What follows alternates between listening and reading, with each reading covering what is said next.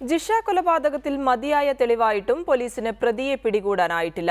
കസ്റ്റഡിയിലുള്ള 2 പേരുടെ DNA ഒരിക്കൽ കൂടി പരിശോധിക്കുകയാണ് പോലീസ്. ജിഷയുടെ ശരീരത്തിൽ കണ്ട പല്ലിന്റെ പാടും കസ്റ്റഡിയിലുള്ള ഒരാളുടെ പല്ലിന്റെ ആകൃതിയും ഏറെക്കുറെ സാമ്യമുള്ളതാണ് പോലീസിനെ വീണ്ടും DNA പരിശോധനയ്ക്ക് പ്രേരിപ്പിക്കുന്നത്.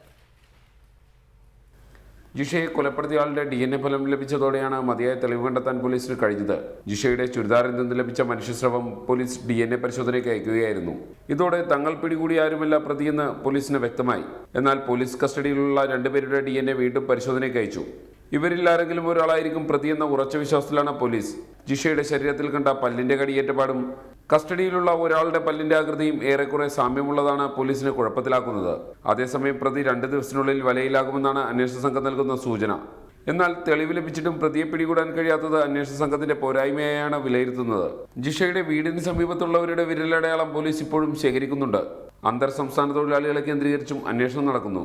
ജിഷയുടെ കൊലയാളിയെ പിടികൂടണമെന്നാവശ്യപ്പെട്ട് ഇടതുമുന്നണിയും എറണാകുളം ലോ കോളേജ് വിദ്യാർത്ഥികളും നടത്തുന്ന രാപ്പകൽ സമരം 10 ദിവസം പിന്നിട്ടിരിക്കുകയാണ്.